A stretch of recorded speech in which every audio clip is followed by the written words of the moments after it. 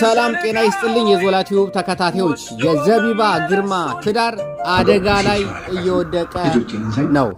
ምንድነው እሱ? ፊት ለፊቱ ላይ ከባድ ነገር የተጋረጸበት ያሉትን መረጃዎች እየወጡ ነው ያሉት። አድማጮች ምን ትላላችሁ? ምንም እንዳትሉ ላይክ አድርጉ። እኔ እውነቷን ከኖርዌይ ጀምሮ ከኦስሎ ጀምሮ ከስታቫንገር ጀምሮ ከክርስቲያንሳን ጀምሮ ከትሮንዳሄም ጀምሮ እሱ ሲኖርባቸው የነበሩት ከተሞች ናቸው። በነገራችን ላይ እያንዳንዷ መረጃ ስለደረሰችኝ ወደ እናንተ ለማድረስ በሰፊው ስቱዲዮ ተገኝቻለሁ። ከኔም ደግሞ ምንም የሚቀር ነገር የለም። ሁሉን ወደ እናንተ ፍስስ ነው። እኔ ብዙ ጊዜ እባካችሁ ሚስጥር አትንገሩኝ፣ ሚስጥር ከነገራችሁኝም አልችልም፣ እንዳትናገር እንዳትሉኝ። እንዳትናገር ካላችሁ ይብስብኛል። ተናገር ተናገር ተናገር፣ ተንፍስ ተንፍስ ተንፍስ ነው የሚለኝ። በቃ ለምን አትናገር ያሉኝ? ለምንድን ነው ይከነክለኛል? ለምን አትናገር ያሉኝ የሚለው። ስለዚህ አሁንም ስለ ኢሱ ጉዳይ የሰማሁትን ያየሁትን ፊት ለፊት ለመመስከር መጥቻለሁ። ዘቢባን ግርማ በእውነት በጣም መወዳት ነች፣ በጣም ማከብራት ነች፣ የተከበረችም ነች፣ ጨዋም ነች፣ ስርዓትም ያላት ልጅ ነች፣ የልጆችም እናት ነች፣ ልጆቿን የምታሳድግ። አሁን ደግሞ እሰይ ብላ ቆንጆ ትዳር ይዛ ጥሩ ኑሮ እንኖራለሁ እያለች ተፍ ተፍ ያለች በትዳሯም ደስተኛ የሆነች በተደጋጋሚ ጊዜ ኢሱም የሚገልጸው ዘቢባን የመሰለ እናት የሆነች ሚሰጥቶኛል ብሎ የሚያመሰግንበት፣ እሷም ደግሞ ኢሱን የመሰለ ባል ሰጥቶኛል እግዚአብሔር ይመስገን እያለች ፈጣሪዋን ጭምር የምታመሰግንበት የተባረኩ 3 ልጆችን በመካከላቸው ያለ በጣም ደስ የሚል ነገር ላይ ያሉ ሰዎች ናቸውና ይሄ ሊያስቀና ይችላል። ይሄ ደስ ሊል ይችላል ሳይሆን ደስ የሚል ነገር ነው በእውነት። በተለይ በዚህ ጊዜ ሰዎች በማህበራዊ ሚዲያ ተዋውቀው፣ በፌስቡክ ተዋውቀው፣ በኢንስታግራም ተዋውቀው፣ በቲክቶክ ተዋውቀው እዚህ ደረጃ ላይ ደርሰው ወልደው ከብደው በፍቅር እየኖሩ የበለጠ ደግሞ እናት ነች እያሉ ፍቅራቸውን እየገለጹ ሁልጊዜ ትኩስ ፍቅር ስናይባቸው ደስ ይላልም ሊያስቀናንም ይገባል። እኛ ስለምንድን ነው ሚስት ማናገኘው የሚለው ጥያቄም ራሳችን ልንጠይቅ ይገባል።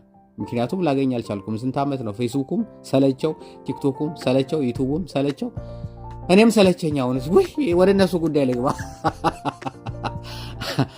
ስለዚህ ሄለን በቅርብ ጊዜ ነው በነገራችን ላይ ሲያገባ አልተናገረችም። አብሮ በሚሆንበት ሰዓት ላይ አልተናገረችም። ሁለተኛ ሊያስወልድ አካባቢ ላይ ነው መናገር የጀመረችው። ፍቅረኛ ነው ማለት ጀመረች ዋለች። ከዛ ሰው እያመነ መጣ። መሃል ላይ ቀዝቀዝ አለ። ድጋሚ ጀመረች። ነገርየው እየተብላላ ሲሄድ ነገር ውሸት ሲደጋገም እውነት ሊሆን ይችላል ተብሏል እና ወደዛ ነገር እያመዘነ መጣ። አሁን ሰሞኑን ደግሞ ጭራሽ ይባስ ብሎ በጣም በቃ ሄለን በጣም ስማርት የሆነች ልጅ ነች።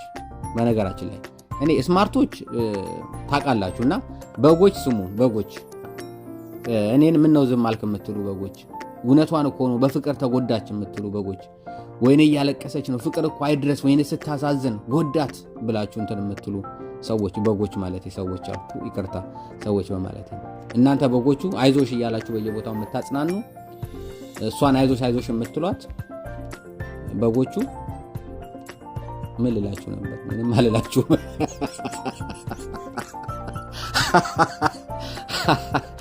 እሷ ብልጥ ነች፣ ስማርት ነች፣ ቢዝነሷን እየሰራች ነው፣ ብሯን እየሰራች ነው ያለችው።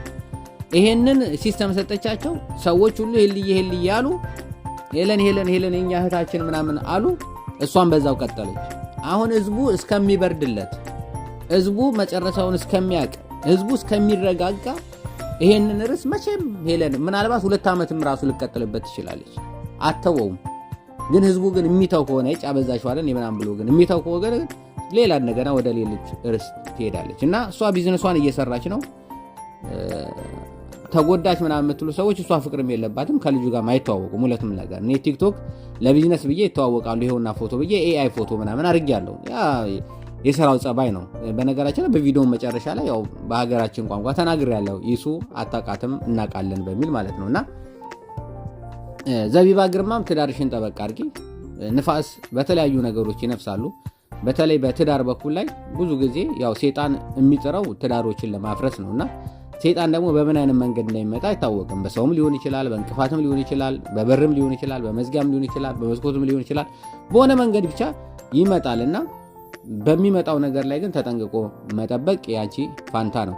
ቢሆን እንኳን የሷ ፍቅረኛ ቢሆን እንኳን ካንቺ ትዳር በፊት ከሆነም ምንም ማለት አይደለም። ያንን ህይወት ጥሎ ካንቺ ጋር እየኖረ ነው ያለው።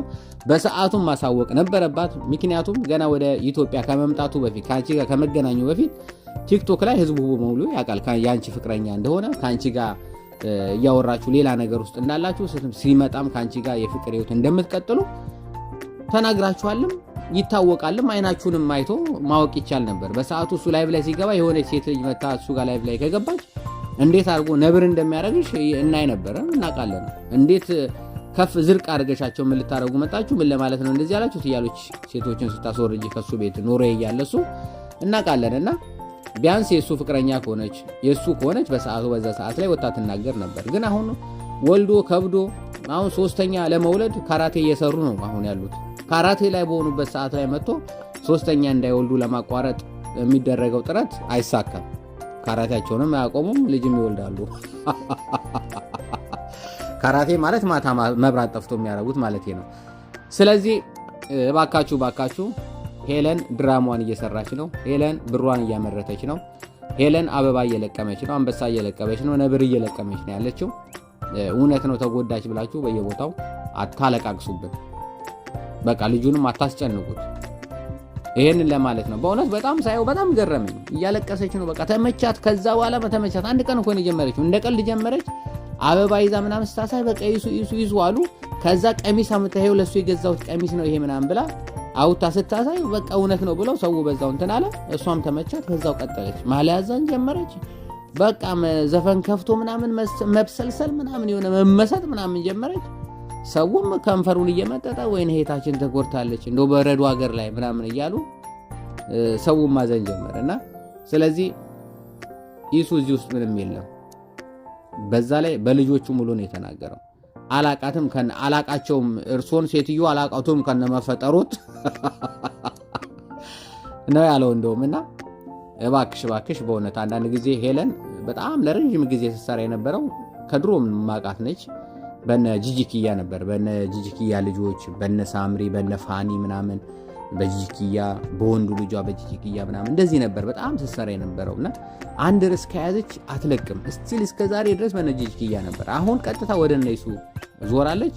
አሁን በእነሱ ደግሞ በቃ አትፋታቸውም።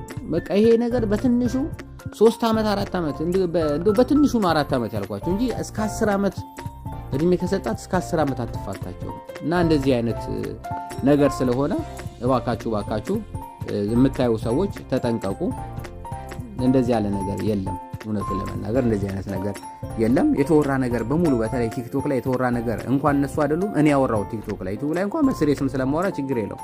ቲክቶክ ላይ ግን ስሬስ ለማውራት አይቻልም። ቪዲዮ አጭር ስለሆነ አጭር ቪዲዮ ስለምሰራ በተለይ እኔ ሲሪየስ ነገር ለማውራት ይሄ ነገር ውሸት ነው እውነት ነው ብዬ ለማብራራት ጊዜ የለኝም። ያለችውን ነገር ተንፍሼ ዞር ስለምን የሚወራውን ነገር ቲክቶክ ላይ አትመኑ። ሁሉም ነገር እየተፋቱ በየዩቲዩብ የሚፋቱትን የሚጣሉትን ሚስቱን ጥሎ ሌላ ቀለበት የሚያደርገውን የሚቧቀሱትን ምናምን ባካችሁ አትመኑ። እነሱ 3 ደቂቃ 5 ደቂቃ 10 ደቂቃው ምናምን ነው የሚጣሉት። ከዛ ልክ እቻች ካሜራዋ ብቻ እስከምትዘጋና እስከምትበራ ነው። ከዛ በኋላ እነሱ ሌላ ዓለም ውስጥ ናቸው። እናንተ አታላዝኑብን። ስለተከታተላችሁኝ አመሰግናለሁ። ያያ ዞላ